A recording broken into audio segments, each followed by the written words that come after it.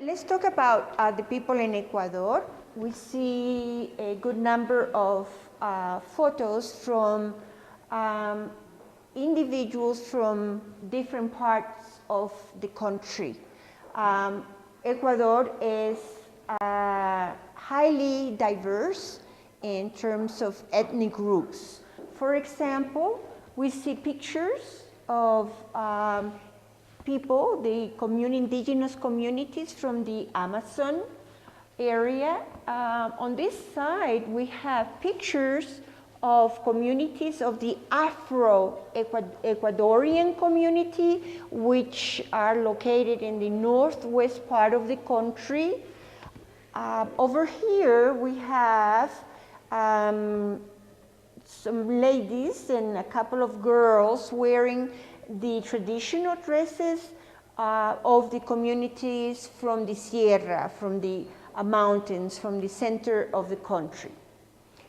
Another thing that I like to mention is that in Ecuador, even though the official language is Spanish and Quechua, which is one of the indigenous language, the most, or the spoken indigenous language, there are a great variety of languages, not dialects, but languages spoken by this number of different communities.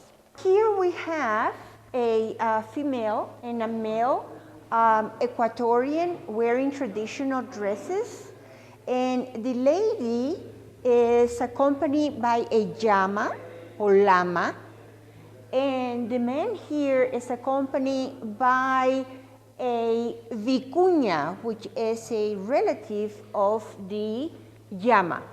They're very similar, as you can tell. The only difference is the hair. If you look at closely, the hair of the vicuña is a little bit different from the one from llama, has more hair. Now, this couple represent a group. It's called Hachigua, which in Spanish means la alegría de la cosecha.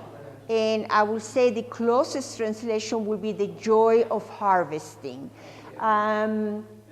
It definitely conveys the connection of the people, humans, with nature, with agriculture, with food, with the natural resources, with earth.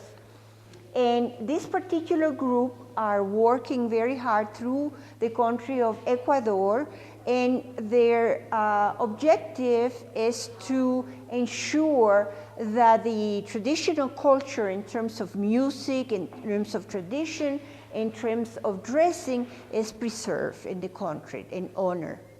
Here we have different figures representing the typical dresses of the different regions in Ecuador. For example, we have this lady here with her traditional dress, and she comes from the southern part of the country. This is a figure of another lady with a traditional costume from a particular dance, and she comes from the northern part of the country. Also, if you see in the background is the representation of a very beautiful, very colorful costume that is used for dancing during specific special ceremonies, also from the northern part of the country. While here we have, from the central region, we have a dancer, if you see, with a traditional musical instrument, and his special poncho or ruana to keep protected from the cold weather from the altiplano of the mountains.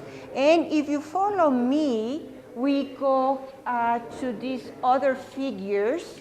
This beautiful lady dressed in white, probably you will think of Africa, and yes, she is representing a dancer from the province, from the northwest part of the country, called esmeraldas. This is typical of Afro-Ecuadorian the vestment and the dances. Here we have someone from the islands, the Maldives Islands, and the traditional dress. And from Guayaquil, the largest city in Ecuador and the major port, there are two ladies from Guayaquil. And if you follow me, here we have the last of the dancers, and these three figures represent the indigenous people from the east, from the Amazon region, with the traditional vestment and decorations and this beautiful feather head gear. There's the lady also wearing a necklace made with beautiful feathers, colorful feathers, and all the traditional decorations that they use for special ceremonies. Here we have a couple of traditional Ecuadorian. The lady is wearing, as you see, a handmade embroidery blouse. She also has a rosary, and we see the cross.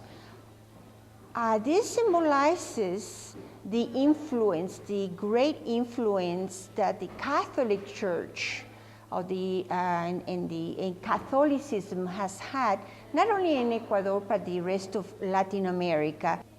Her partner on the other side is wearing again a poncho to keep warm, a traditional hat, and he's carrying a horn, which he uses to communicate with different communities, and he is wearing something to dance in traditional ceremonies.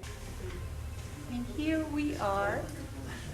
This lady is working on the famous sombreros de Panama, the Panamanian hat.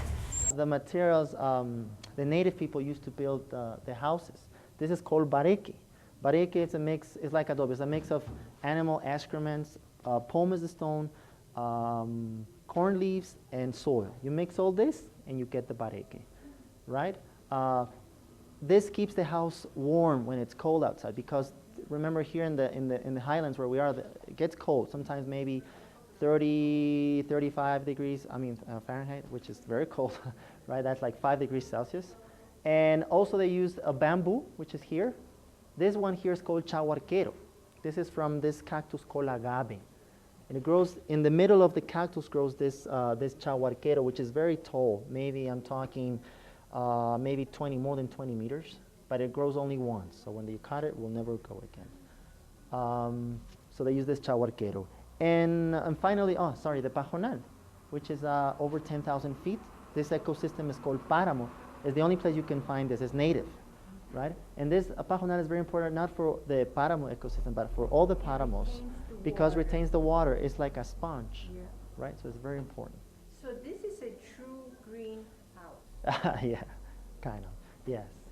And this is very important. And this is why the people, some of the people, unfortunately, don't understand that it's so important. They cut all this pajonal and they farm, because the people farm up to almost 12,000 feet here, because the soil is so rich, it's volcanic, so it's good for potatoes, beans, but they have to cut all this down and farm. So it's not good for the ecosystem, right? But it's, well, all the problems here in Ecuador are because of education, right? Yeah. The people just don't know what to do.